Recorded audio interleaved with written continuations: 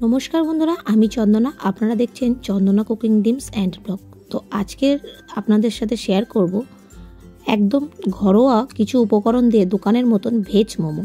तो प्रथमेই आमी एखाने बाँधाकपिगुलो केटे निয়েছি আর একদম যতটা পারবে ধুলো ধুলো করে কাটবে। তারপরে গাজর কুচি নিয়েছি, একদম গাজরটাকে চপারে চপ করে নিয়েছি আর স্বাদ মতন লবণ দিয়ে ভালো করে গাজর আর বাঁধাকপিটাকে মেখে রেখে দেবো। এটা মেখে রাখলে জলটা বেরিয়ে যাবে আর বাঁধাকপি আর গাজরটা অনেকটাই সফট হয়ে যাবে। আলাদা করে আর ভাপানোর কোনো দরকার নেই, আর ভেজ মোমোতে আলাদা করে ভাপায়ও না। এবারে পরিমাণ মতন এখানে আমি 2 বাটি ময়দা নিয়ে নিলাম, তোমাদের পরিমাণ বুঝে ময়দাটা ইউজ করবে। এবারে স্বাদ মতন একটু লবণ দিয়ে দিলাম। এবার ভালো করে এটাকে ময়ম দেওয়ার পর, আর আমি এখানে কিন্তু তেলটা ইউজ করিনি এখনও, এবারে অল্প জল দিয়ে এটাকে ভালো করে মেখে নিলাম। আর এখানে মাখার পর একটা ডো হয়ে গেছে। এবারে এই 1 চামচ তেল দিয়ে এটাকে রেস্টে রেখে দেবো, তাহলে ওপরটা ড্রাই হবে না আর ময়দাটা খুব সুন্দর বেলাও যাবে আর ফোল্ডও করা যাবে। আর এখানে এই চাটনিটা আমি বানিয়ে নিচ্ছি একটা প্যানের মধ্যে। একটু তেল আর টমেটো কেটে নিয়েছি, টমেটোর খোসাগুলো এরকম ছাড়িয়ে নিচ্ছি, আর রসুন কুচি আর দিয়ে দিয়েছি স্বাদ মতন লঙ্কা, শুকনো লঙ্কা এখানে দিয়েছি। তোমাদের স্বাদ মতনই ঝালটা এখানে ইউজ করবে। আর হ্যাঁ বন্ধুরা, এখানে যদি তোমরা শুকনো লঙ্কাটা না দিতে চাও তাহলে এখানে কাঁচা লঙ্কা দেবে, তাহলে একটু কালারের জন্য কাশ্মীরি লঙ্কার গুঁড়ো দিতে হবে। আর এবারে আমি এটা আধা ঘন্টা যে রেস্টে রেখেছিলাম এটাকে ভালো করে চিপে চিপে একটা থালার মধ্যে নিয়ে নিচ্ছি। দেখতেই পাচ্ছ কতটা পরিমাণে জল উঠেছে।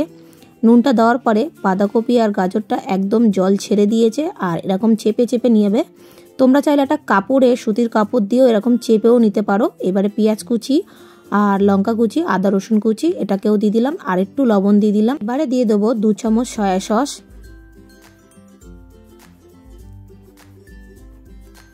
সয়া সসটা দিলে মোমোর যে স্ট্যাবিংটা হবে খুব সুন্দর একটা কালার আসবে।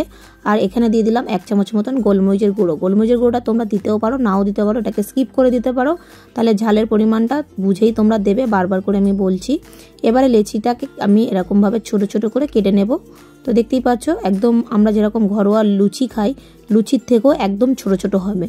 তো এইবারে আমি এটাকে আটার গুঁড়ো দিয়ে ভালো করে বেলনিতে বেলে নিচ্ছি, পুরো পাতলা করে বেলতে হবে এটাকে। তোমরা যদি আমার চ্যানেলে প্রথম হয়ে থাকো অবশ্যই একটা লাইক কমেন্ট শেয়ার, আর চ্যানেলে নতুন হলে চ্যানেলটাকে সাবস্ক্রাইব করার অনুরোধ রইল। পাশে থাকা বেল আইকনটি প্রেস করে দেবে, যখনই কোনো নতুন রেসিপি শেয়ার করব সবার আগে নোটিফিকেশান চলে যাবে। তো এখানে আমার বেলা হয়ে গেছে। আর এবারে যে আমি পুরটা রেডি করেছিলাম সেই পুরটা এরকম চামচ দিয়ে অল্প অল্প করে মাঝখানে দিয়ে দিলাম। এবারে আমি একটা ডিজাইন তোমাদেরকে দেখাচ্ছি, ঠিক শাড়ির প্লেট যেরকম ধরে এরকম কুচির মতন করে নেবে, নিয়ে এটাকে আস্তে আস্তে একদিক দিয়ে ধরবে আর একদিক দিয়ে এরকম কুচিটাকে ধরবে। দেখতেই পাচ্ছ আমি স্কিনের উপরে কেমন দেখাচ্ছি, দেখলেই তোমরা অনায়াসে করতে পারবে, তোমাদের অসুবিধা হবে না। আর ঠিক এরকম একটা শেপ আসবে, তোমাদেরকে দেখিয়ে দিলাম।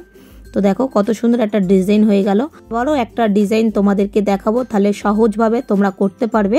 তো দেখতেই পাচ্ছ আমরা যেরকম পিঠে মুড়ি ঠিক এইভাবে পিঠের মতন মুড়তে হবে মাঝখানে দিয়ে, আর এই পেস্টগুলো ভালো করে চেপে চেপে দেবে, নালে স্টিম হলে ওটাকে খুলে যাবে। দেখতেই পাচ্ছ আমি এরকমভাবে দিয়েছি। তারপরে এটাকে উল্টিয়ে এইভাবে একটা ধরে এরকম মুড়ে দেবে, তাহলে অনেকটাই সহজ, তোমাদের এইভাবে খাটনি করে করতে হবে না। আর যারা মোমো ডিজাইন করতে পারো না তাদের পক্ষে এইটা একদম সহজ। তো এটা বানানো এতটাই সহজ, দেখতেই পেলে কিভাবে আমি বানালাম। আর সবগুলো আমার হয়ে গেছে। আর চাটনিটা আমি এবারে মিক্সিতে দিয়ে ভালো করে একটা পেস্ট, মিহি একটা পেস্ট বানিয়ে নেবো। দেখতেই পাচ্ছ বন্ধুরা আমি মিক্সির মধ্যে নিয়ে নিলাম। এবার গ্যাসের উপরে আমি মোমোটাকে স্টিম করবো বলে আমি জল আগে থাকতে বসিয়ে দিয়েছি। এবারে এখানটা আমি একটু তেল ব্রাশ করে দিলাম যাতে সেদ্ধ হয়ে গেলে ভালো মতো উঠে আসে। তো একে একে আমি এটা দিয়ে নিলাম। এবারে আমরা দিয়ে দেবো মোমো স্টিমটার মধ্যে। তো জলটা ফুটে গেছে দেখতেই পাচ্ছ সাইড দিয়ে। এবারে ওটা আমি বসিয়ে দিয়েছি, 15 থেকে 20 মিনিট ওটা কুক হলে হয়ে যাবে।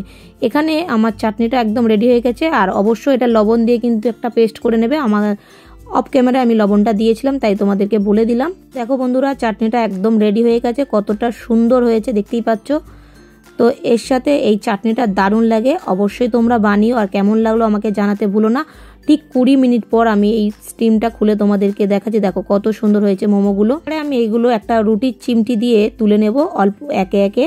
তো দেখতেই পাচ্ছ কতটা গরম, আমি তুলতে পারছিলাম না, তা আমি এবার চামচ দিয়ে তুলে নিয়েছি। আর কতটা সফট হয়েছে, ভালো লাগলে অবশ্যই লাইক কমেন্ট করতে ভুলো না। আবারও নতুন রেসিপির সাথে দেখা হচ্ছে।